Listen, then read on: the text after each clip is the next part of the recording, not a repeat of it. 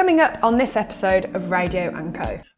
I've rediscovered the passions that I thought that I'd buried. I thought I was finished. It never leaves you. It's in the blood. It doesn't. No, it doesn't.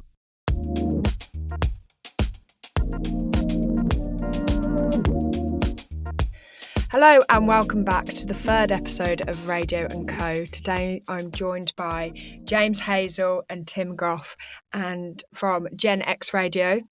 So James Hazell, the founder of Gen X Radio, has been broadcasting for over 35 years across the dial. He's been in commercial radio. He's worked at BBC Radio Suffolk for 15 years. And then last August, he left BBC Radio Suffolk, but now has founded Gen X Radio, which has seen absolute phenomenal growth since it launched in January of this year. Tim Gough is the breakfast host on Gen X Radio, and he also has a huge amount of radio experience. He began his career in broadcasting back in the 1980s, and he's worked for various radio stations, including Radio Orwell in Suffolk, as well as Radio Trent, Leicester Sound and Saga Radio in the East Midlands. And Tim even oversaw the relaunch of Saga Radio into Smooth Radio East Midlands back in 2007. So I'm absolutely thrilled to have such experienced professionals with me today. You're saying we're old, Lucy. That's what you're saying, isn't it? We're old. I'm not. I'm saying you're experienced. There's a Seasoned. key difference. Seasoned, exactly, Veterans, exactly. Yeah. Your words, not mine. I kept it as seasoned.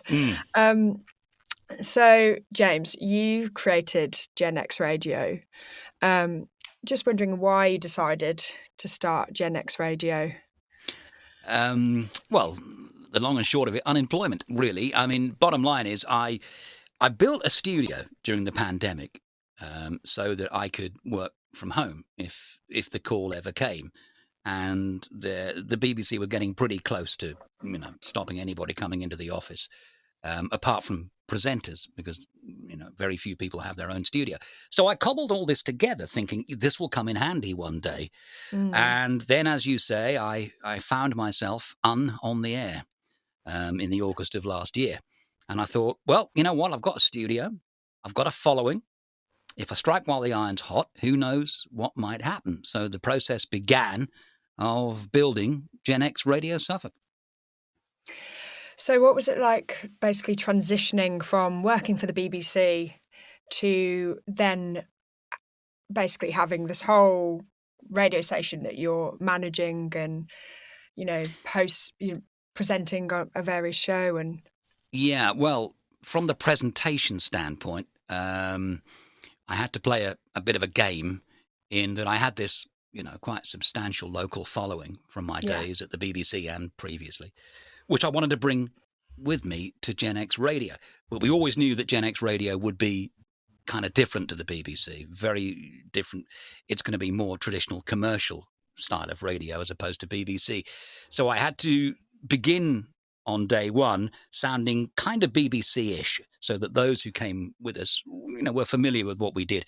And then over the course of the 104 days that we've been on the air, I've rediscovered my commercial roots and now are very much in the commercial fold of broadcasting, very much snappier, very much working the music harder and being a traditional commercial radio station as opposed to the, somewhat occasionally laboured BBC style of broadcasting. I see. So why did you kind of decide that you wanted to be more commercially sounding, and why? What was there anything from kind of BBC Radio Suffolk that you decided that you wanted to do better or very different? Yeah, it's a good question. There were a number of long-standing issues that I always had with BBC Local. The music to this day is all over the place. We knew that we could do the music better. We also knew that despite the wealth of resource, their audio streams never sounded that good. They never had the compression right. They never had the processing right. It was, sometimes difficult to listen to. We knew we could do that better. But we didn't want to compete with them. It's pointless. They have a certain offering, which is great. That's what they do. We identified a gap in the market here. We are very aware that Suffolk has no commercial radio station broadcasting from it, even though back in 75, Orwell launched here, one of the first independent commercial radio stations, launched here, putting Suffolk on the map. That long since has been taken over and now comes from Norwich and anywhere else in the world apart from Suffolk. So we thought, oh, hang on a minute. Suffolk doesn't have a local commercial station that actually broadcasts from here. So that's the offering that we went after. Yeah, you've touched on a great point where the UK, unfortunately, so many local radio stations have essentially been bought out by big media brands such as Global and Bauer. Yeah. And then those kind of local radio stations get shut down, and then the licenses are basically, all swallowed up or won by stations that then basically broadcast a larger area, and they have a very small amount of kind of specialised, localised content. But largely you hear the same thing across the board. Yeah, you do. And that's a format that clearly works for them in terms of their revenues and what they need to do. It's not something that we particularly aspire to be. Or, Tim and I have both been in the business a long time and have seen the demise of local commercial radio, and it's been a painful journey. And it's been reflected in figures. It's been reflected by listeners. Listeners are not stupid. They know when a show doesn't come from a particular part of the world. They're not daft.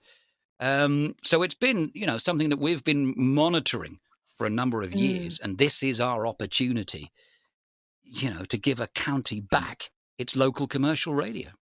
Yeah, and I guess, Tim, you in many ways had first-hand experience of that process, in the sense that you oversaw the relaunch of Saga Radio turning into Smooth Radio East Midlands. And guessing, I didn't listen to Saga Radio, but I'm guessing that it wasn't designed for you, Lucy, music that's for sure.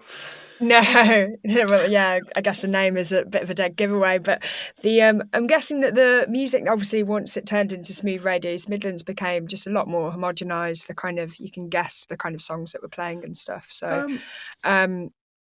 I wouldn't say so initially. Would you disagree? Because the Saga Radio business was bought out by GMG, the Guardian Media Group at the time, that was run by the late and the great John Myers. And there was a great deal of autonomy given to us and a lot of trust placed in us, actually, when GMG first came in. We relaunched as Smooth Radio. It certainly isn't the Smooth Radio that we know of today. Certainly once Global took over the business, it became much more of a soul led station. But in its first guise, as I say, there was a lot of autonomy.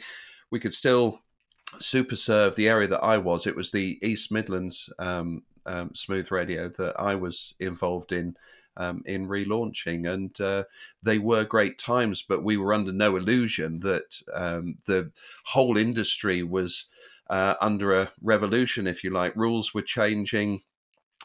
Certain technological advances meant that you could consolidate jobs, and get rid of that replication that did happen across several different sites that you own. What's the point of 5 people all carting up the same thing when one person could do it and send it out to all the stations? So was always very mindful that that the industry was changing, but that's the nature of the business. That's the nature of any industry that you're in. The one constant is change. Having that experience or so, and being very much aware, say, 10 years ago, of how the radio industry was changing and stuff, what was it like for you, Tim, now to join Gen X Radio as a kind of independent commercial radio station?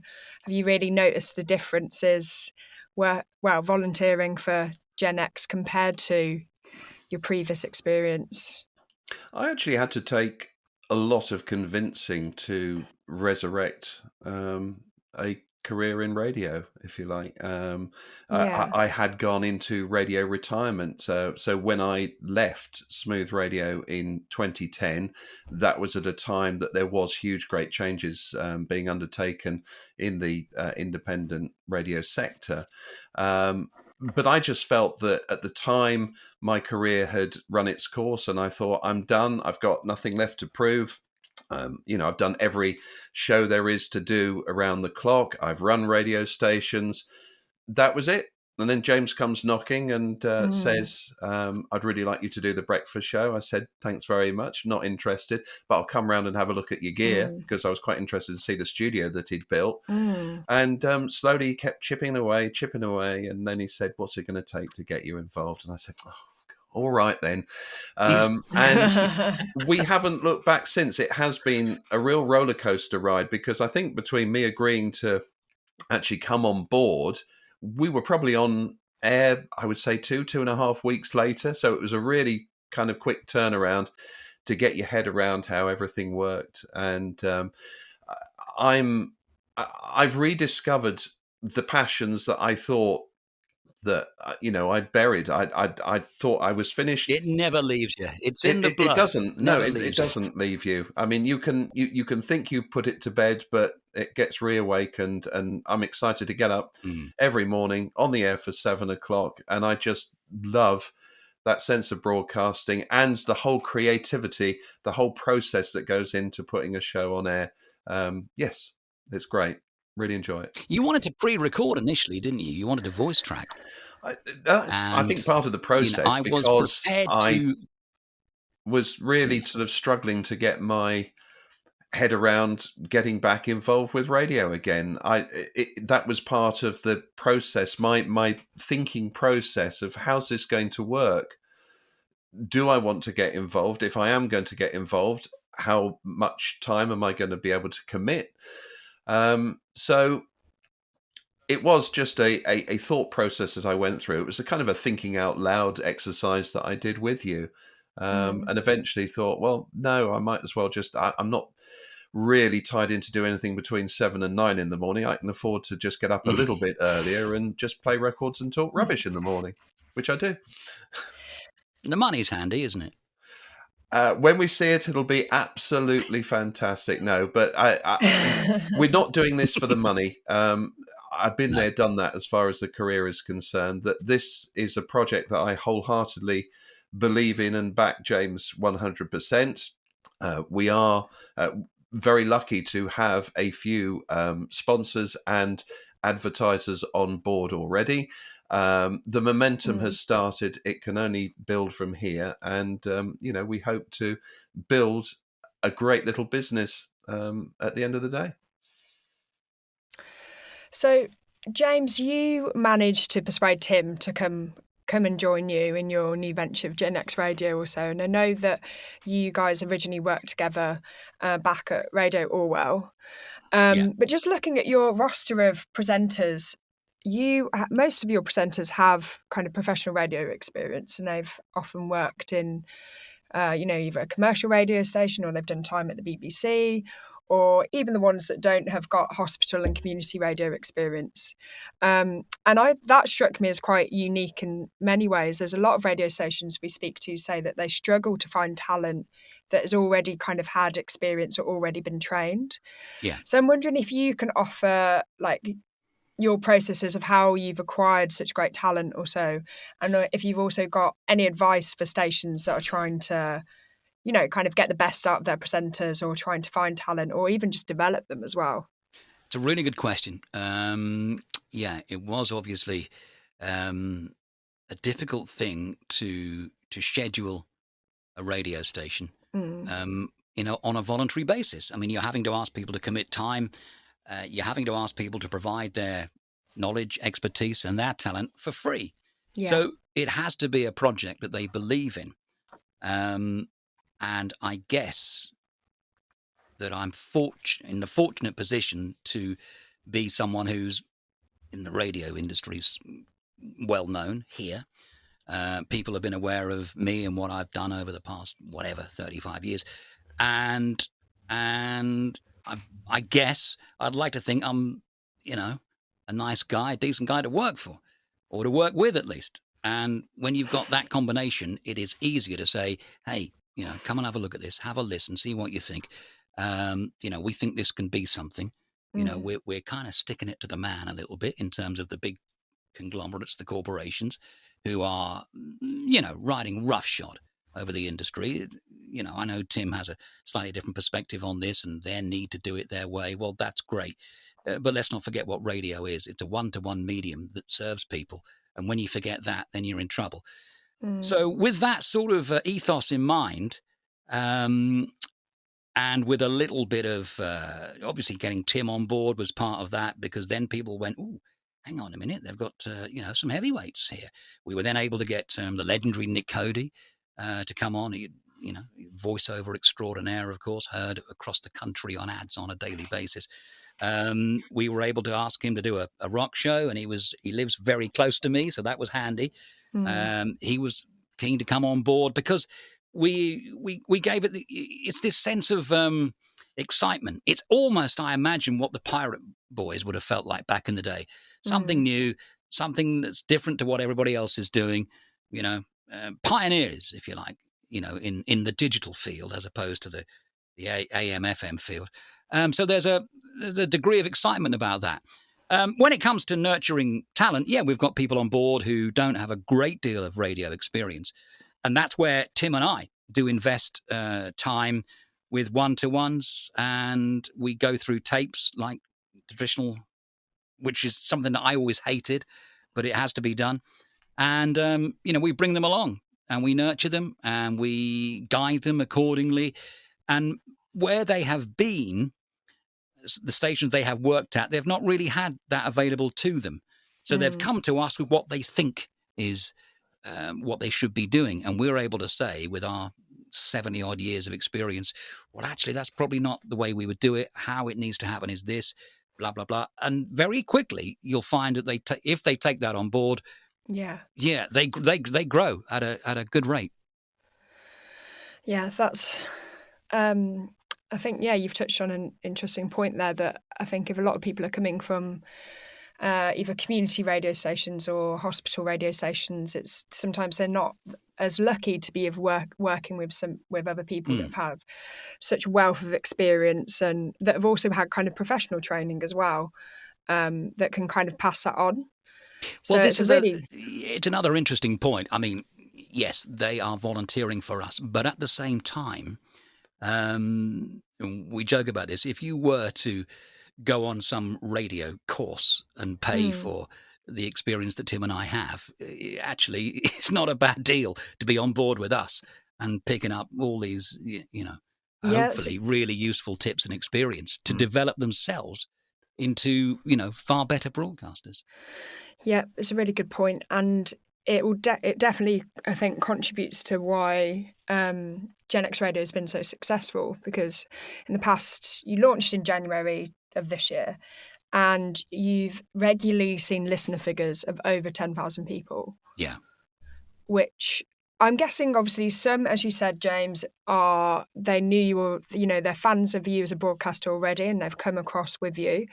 But I don't think that's a whole 10,000. I think, obviously, you've managed to grow that. Yeah, they wouldn't have stayed if they'd have come over to us on that first day or that first week. They didn't like what we were doing, they wouldn't have stayed. There's no loyalty that can overcome poor performance. So the most pleasing thing is that, we have not only started off, with a nice large lump of audience, but they've stayed with us, and that's that's the trick. I think the other critical thing is that word of mouth is very important at this stage, when we have no money for marketing, when we're not on traditional media as such. Actually getting the word out there is the biggest challenge. I found, and having started at Saga Radio in the East Midlands in 2003, it was a brand new station and really exciting to be at the startup of a new station. I'm lucky to have done it twice now, obviously with Gen X in January. You find that your early adopters, if you want to call them that, your audience that's there at the beginning, are really, really passionate about what you do. They have a great sense that I was there at the start, before all the fuss started, and they do. They are so passionate about your brand, about your station, that they will go out and they will tell other people. So that has been an enormous strength, an enormous contribution, I think, to the audience figures that we have seen since we've started.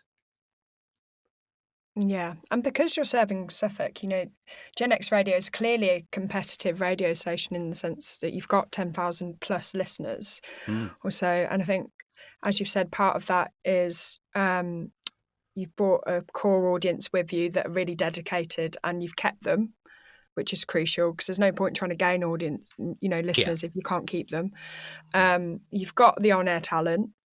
But what else do you think it is that has made Gen X, competing with radio, After BBC three, Radio Tim, Suffolk? 1, 2, 3, music, the right music. Yeah. I know it sounds simple. And also music, but you'd be amazed how many people can't do it.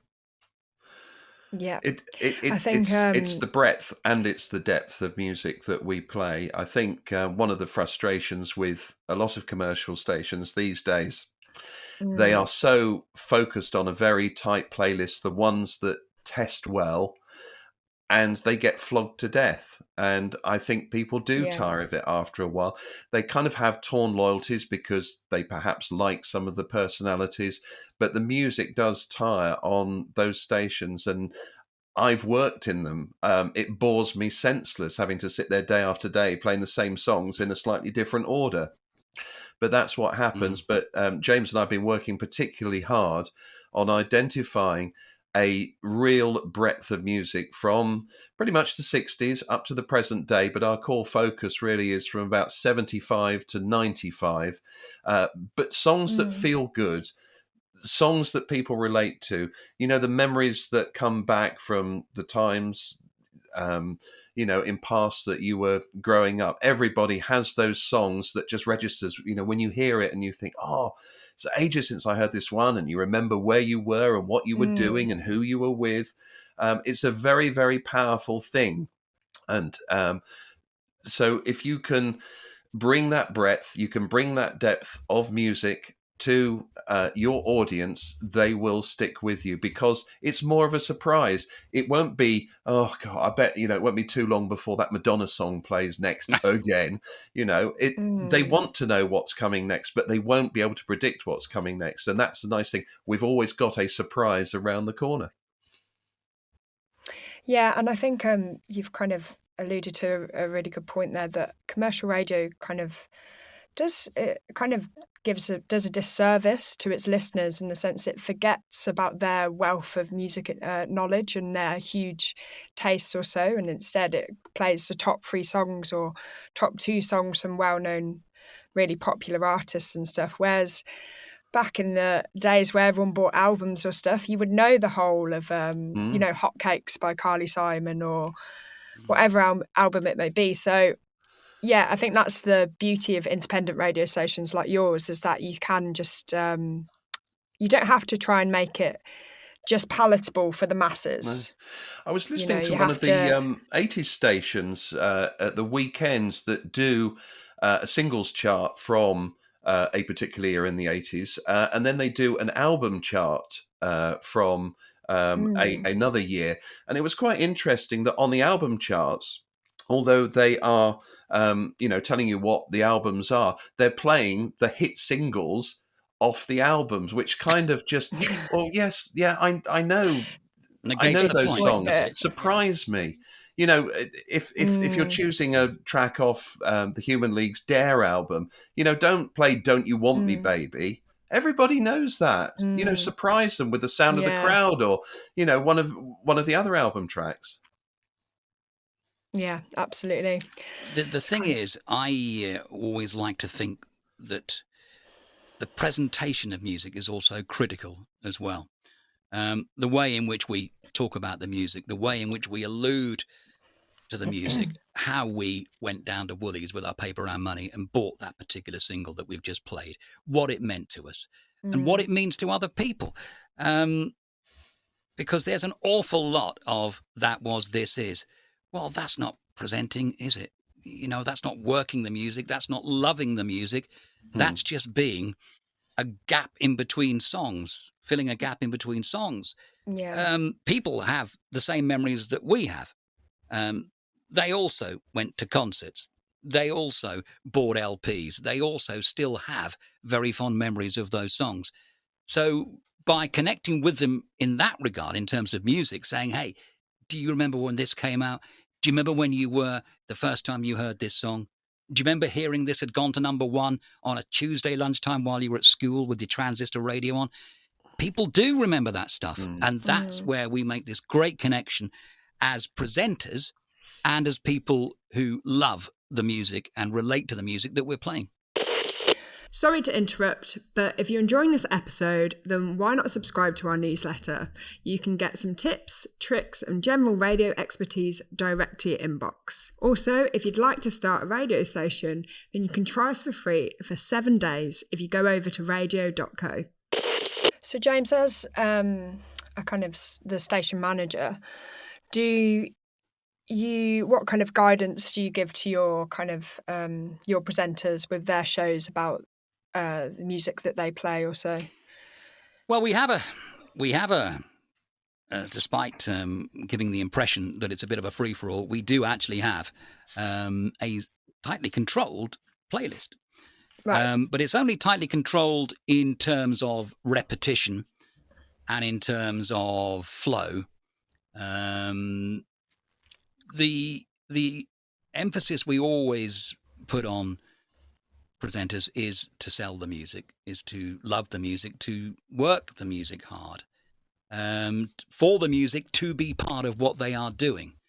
Because as I alluded to a moment ago, it's so easy to say, well, that was so-and-so, this is somebody else. And that in itself is kind of disrespectful to the music, a lot of which means a lot to people. So I always say to them, and Tim has the same conversations with them, you know, the music is our lifeline. It's our blood, if you will. And you've got to love it. You've got to enjoy presenting it, and you've got to work it. So you're obviously, you've given your guidance also as a station manager, and you've both trained, you help train and stuff, your kind of less experienced talent. But who else is involved in Gen X Radio that's not necessarily behind the mic? It's a good question. Yeah. It's staffed entirely by volunteers. There's about just over 20 of us. Not all of us on air, though, because we wanted to obviously reflect the county of Suffolk. Our USP is our music and the fact that we are super serving a county. Now, that, of course, means a bit of editorial, a bit of editorial nous, a bit of judgment making. And we were really lucky to be able to secure the services of a former highly experienced journalist stroke producer who is on board with us, working for nothing, and is able to come up with editorial and content that's relevant and is interesting, and it passes the so what test. We also have, of course, admin people, because there's only so many hours in a day that you can do all the stuff that needs doing. So we have, and a lot of it is frankly family and friends, because they understand, you know, what is going on here. So my wife does advert scheduling. My daughter on occasion records travel bulletins for the drive time program. So more, you know, it's family, friends, and those who believe in the project. Because it's difficult to get people to give up a lot of their time for free unless they really believe in what they're doing. But as any volunteer will likely tell you, what they get out of volunteering is at least as useful as any financial recompense they might get. So they do it for the love, but they do get, you know, a huge amount of satisfaction out of doing it. Yeah, absolutely. And so obviously it's a family affair when it comes to people that are helping out at Gen X Radio. You've got your amazing team of volunteers that are both kind of in the booth and kind of behind the scenes. And you've got your listeners, but who else supports Gen X Radio? You mentioned previously that you've got some sponsors, but do you find that you get a lot of support from like the local community? Well, other businesses? Tim mentioned that we have an unbelievably loyal audience.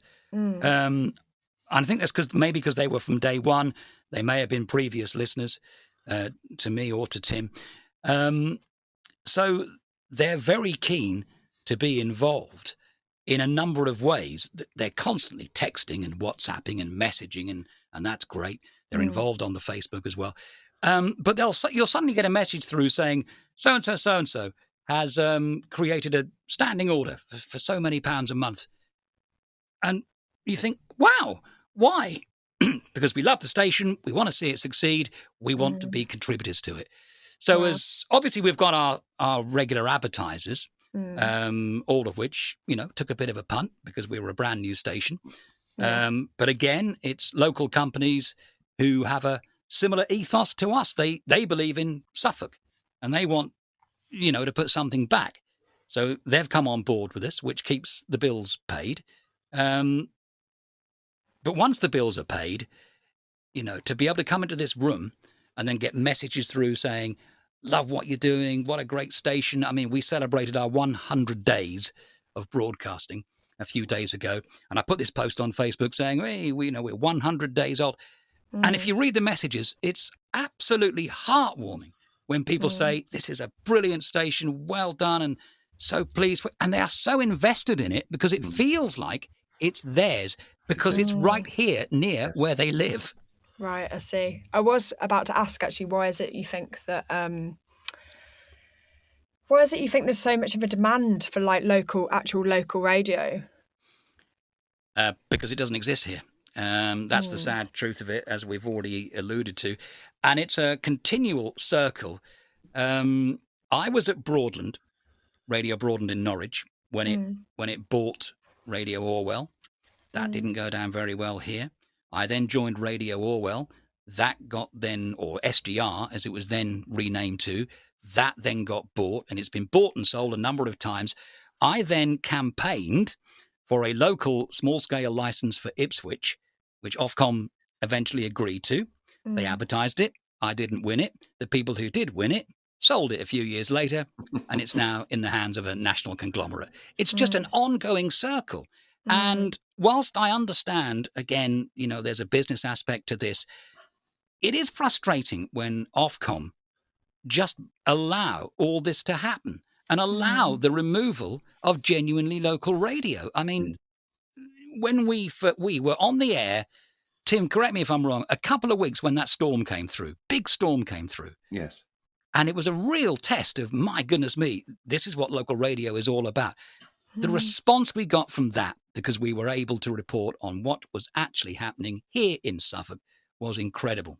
And that is, listeners are not stupid. They know when something, they know when a travel bulletin gets the names of the villages wrong.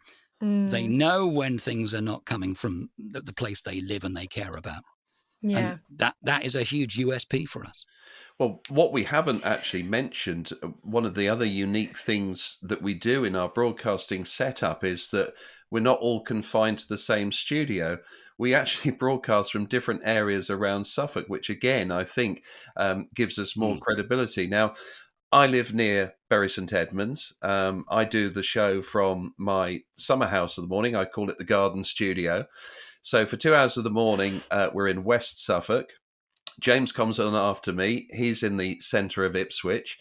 We've got presenters that live out on the Suffolk coast, that also live on the Suffolk border between Norfolk and Suffolk. And so we've got presenters that cover the whole region, that have lived here all their lives, or have since come to move into the county, that know it, are really passionate about it. It's a great technological feat. I have to say, it does push the boundaries of technology sometimes, because you have to rely on permanent electricity and a broadband connection that stays solid for the 2 hours that you're on air. But we've managed to iron out a lot of those issues, and we can now move seamlessly from one area, or one studio, if you like, to the next, just seamlessly. And that, as I say, I think gives us great credibility amongst our audience, so that you're not Ipswich centric, you're not, Bury St Edmunds centric, or certainly big town centric, which a lot of other stations can be very guilty of, because that's where their base is. Yeah, well, it that's was a really great point. Always part of the plan to do this. I knew it was going to be a bit of a technological challenge to do this, but I thought, if we're going to get volunteers, we can't ask them to drive 20 miles to a studio every day. Yeah. So what it also gives us is we don't need a big central office, so huge amount of costs are reduced in that regard. And all our volunteers can do their stuff from their own home. So there's no travelling costs. There's no inconvenience like that. So to be able to come up with a way of doing that and have all your presenters remotely connecting in and doing their shows from their own homes, for a number of reasons, I think is the future of radio, to be honest. Yeah, it's I think basically that just how technology is developed now, and the fact that you can just broadcast from as little as a laptop and an internet connection has meant that that's opened up possibilities for everyone. And also now the boom of internet radio has meant that, you can just get broadcasting and you don't need a license from Ofcom as well. So, but yeah, it's a really great point about how you can obviously just connect more to your listeners if you're covering a whole area, if you're all actually spread across that area as well. Just on the subject of, you mentioned about not needing an Ofcom license, one of the first rules we put in place is, when we had our first team meeting, was we are not governed by Ofcom, but we must always act as if we were. Because when you've got advertisers spending money and listeners from a number of, wide range of age groups, whilst it might be tempting to say, oh, there's no rules that stops me swearing, I can do what I like, that's not really the professional way to go. The advertisers are not going to like that. They're going to worry about it. Listeners are eventually going to think, this is... So whilst we're not governed by Ofcom, we always behave as if we were. So you still use the kind of Ofcom broadcasting code as like a framework of editorial kind of oversight. Well, it was drilled into Tim and I, so it's sort of second nature to us. But yeah, there is not much of a temptation, but there is the ability to do whatever we like. As you say, we're not governed by Ofcom. We can swear, we could do whatever we like. But at the end of the day, radio is the last bastion of cleanliness in terms of people don't expect bad language on the radio. They just don't. They get it on the telly, they get it in films, they get it everywhere. They do not expect it on the radio. They always feel confident they can turn on the radio in front of anybody, any member of their family, and not have to explain swear words or turn it down or put their hands over their children's ears. And we wanted to absolutely maintain that, I think consistency is very, very important, that for a station, for you to fully trust a station, enjoy a station, that you know what you're going to get when you tune in. You don't want those surprises, which is why we have modelled ourselves on the traditional British commercial radio station, and all of our offering is all about the music. There are themed shows. We've got a rock show, an 80s show, and a backtracking show which goes back a bit further to the 70s and the 60s as well. But it is all about sort of serving that consistency that builds that relationship and that trust with your audience. Yeah, and it's clearly working for you guys when you've got listener figures such as you have. So with this in mind, you are very much a big success story for how to kind of set up an independent radio station and make it successful in, a short space of time, only less than 5 months. Do you have 3 months, actually? It's only 3 months, isn't it, actually? Seems like 3 years, but yes, it's only 3 months. Possibly 4 months, whatever 105 days is, 3.5 months. Yeah. So even more impressive. Yeah. Even more impressive, less than 3 months. Thank you very much. An average listening hours of 45 minutes, I'll have you know. Wow. You just keep showing off now, don't you? Actually, the new ones are in 51 minutes now. Oh, 50, okay, right, 51 minutes. Stop bragging. So let's condense the success into some advice that you could give for other people that are looking to start their own radio station. You know, it's incredible, Lucy. I've just had an email through. It's popped up. Yeah. Dear James, loving what you're doing. I'm hoping to set up my own radio station one day. Do you have any advice? Wow. Which proves, that people still want to do radio. It's still very much a thing. And I said this in one of my YouTube videos, because people could say, oh, well, radio's really old hat, isn't it? No, it isn't. It's still very much a thing. The pandemic proved that. The amount of messages that came through saying I was on my own, I was isolated, I had nobody, but the radio was on. And it was like having a friend in the room. It is so important. It's still very much a thing. In terms of setting one up, well, you kind of got to know your stuff. I would not have been able to have done this 20 years ago. There's an awful lot to know about. And particularly when you're pushing technological bounds like we are, you kind of got to know a lot about, or at least have friends that know a lot about technology and software. And that's before you even get into presentation and music knowledge and local knowledge. It's not to be taken like, it's like having a pet, really. You got to kind of know a bit about how to look after it. Otherwise, it will run away. Yeah. And your listeners will do the same if, you're not covering a certain area. Obviously nobody knows everything, which is why, I've been able to. Well, I know most things, as Tim will probably concur. But yes, and that's why you brought me on board, so I could fill you in with the stuff that you don't know. That's why I got any gaps in my knowledge. Tim came along and was able to fill them in. So, if you have the aspiration to do it, brilliant. Don't let that stop you. But have people around you, or ask, as people have just done here, because most radio, veterans, seasoned professionals will be happy to impart their knowledge. They want to see radio as a medium continue to flourish. So they'll be happy to impart their knowledge. Things like this, of course, brilliant, because people can, look at Radio.co and say, oh, I didn't know that. So at least have some knowledge on tap. Have some experience on tap. Make a friend of somebody who's been in the industry. And because to do it with little or no experience is really, really difficult.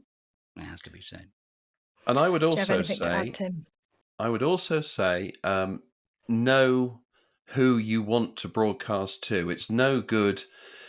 And I think as broadcasters, we all started off on Radio Bedroom, practicing on a record player and alternating between that and a cassette player, or if you did have a couple of record players, so much the better.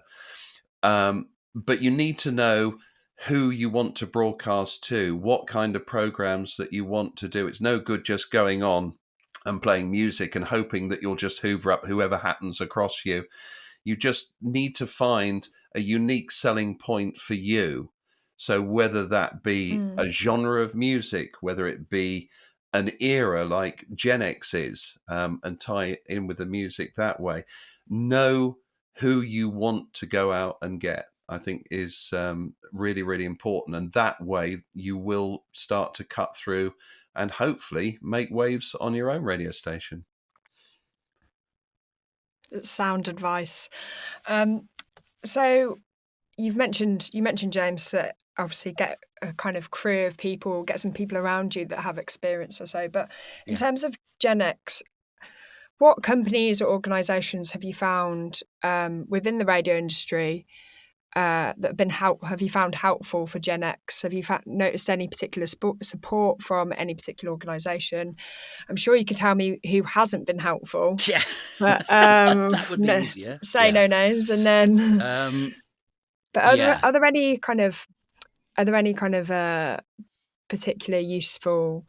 Is there anything that's proved particularly useful from any kind of company or organisation for you guys? Yes.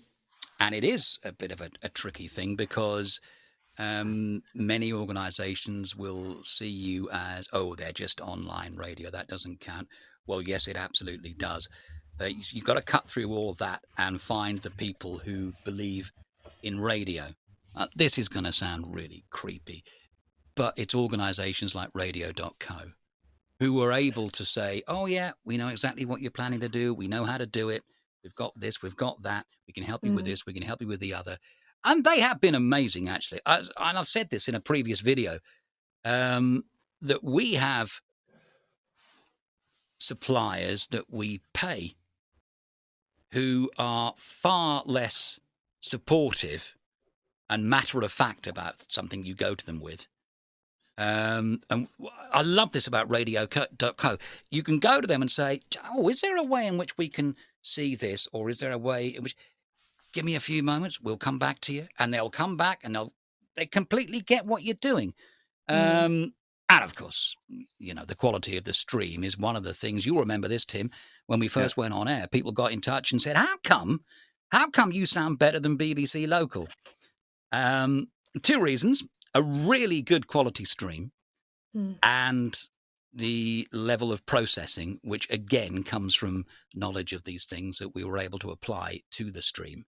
And that is a wonderful compliment, to think that we are sounding as good, if not better, than the world's greatest broadcaster. And that just proves that these things can be done on very little budget with the right people on board. Tim, do you have anything to add, or? No, I think James has kind of said it all, because he's been more at the coal face than I have. Obviously, you know, I'm the pretentious and delicate breakfast talent, so I don't really like to roll up my sleeves and get my hands dirty too much. It's been a roller coaster ride of 3 months being on air, but certainly for those businesses that have come on board with us, that, you know, the local businesses supporting us and absolutely, you know, taking a punt and believing in us, because there were people there prepared to spend money with us before we'd even gone to air. They didn't even know what they were investing in, but they believed in the vision, you know, that we had. And I think the more that we go on, the more other people get to know who we are, and hopefully, you know, extending our reach further out into the business areas, both within the radio industry itself and across the local community, then, you know, we can only strengthen those ties and hopefully mutually benefit one another, and, you know, can help grow during these uncertain times. Yeah, fantastic. And so my final question for you both is just, what is the future for Gen X Radio? What do you see on the horizon, and how do you plan on growing the station more? Right. Well, this is where I handed my resignation. Thanks very much indeed. See you, Tim. Bye. The aspiration is to join the local multiplex and get on to DAB. Obviously, FM has a limited lifespan. It's going to be switched off one day. So DAB and online is clearly the future. Once FM is switched off, it all becomes a far more level playing field for the likes of us. We're on DAB, another station is on DAB. There's no difference there. So definitely DAB, which will depend on revenue and continuing to grow our brand. Paying our people is right up there on the list. You know, it's great that we've got so many wonderful volunteers who are giving their time, but it doesn't sit particularly well. It wouldn't sit well with me if we were making pots of money. Yeah. So, you know, it's a real debate, actually. If we have the funding for DAB, do we go on to DAB, or do we begin to pay our volunteers? And it's extraordinary that if you ask our volunteers, I'm going to ask Tim this question direct. What would you prefer, Tim, to be paid, or for us to go on DAB and then be paid at some point later in the process? by going on DAB, it's a no-brainer because you're extending your reach across the area, which will then hopefully start to bring in the revenue, at which time we can then start to share and enjoy the riches and fruits of our labour. Yeah, there you go. So that's a brilliant answer. Just what I wanted to hear. So, yeah, absolutely. DAB is the next step for us. It's going to be a major step. And just continuing to grow the brand, seeking out opportunities of promotion. We have a very large county show here called the Suffolk Show, which has over the 2 days that it's on, 120,000 people attend. So one of the first phone calls we made was to the organisers, can we come along? You know, and usually it's a case of, oh, no, we sold out, months ago. But, with the right kind of approach, they were actually able to say, because we said, look, we can give you this, we can do this, we can offer you the following. Oh, okay. Yeah, we can find you a corner of that. As a result of that, we've now got ourselves a lovely trade stand at the Suffolk Show, potentially showing off to 120,000 people. So it's seeking out opportunities to promote like that. Getting swanky T-shirts made by a friendly local company is always a winner as well. Lovely. You've got to make friends and, you've got to, I guess, play the game of back scratching. And I know that goes on a lot in business, but if you can say to a local printer, if you print off these rate cards for us, we can include you in this. And they, oh, okay, yeah. So it's about making friends and seeking out opportunities to grow the audience, getting the audience to do a bit of legwork for you by saying to them, right, this weekend, here's your homework. Go on Facebook, tell 10 of your friends about Gen X Radio. And it's amazing how things that don't cost anything can be really, really useful. So growing the brand, DAB, and I suppose at some point paying Tim. That's the future. Well, that was a great conversation, guys. Thank you so much for answering my questions and giving your take on the whole growth of Gen X Radio and your opinion on the radio industry in general as it is. Well, we've got so much more to say. So if ever you need to speak for to us round again, two, I'm there sure is a wealth of experience and knowledge that we're just bursting to tell someone about. Tim, I'm sure that's the case. We would love to tap into it again. So I'm sure we can arrange something else. But yeah, thank you so much, guys, and speak soon. You are very welcome. Thank you, Lucy.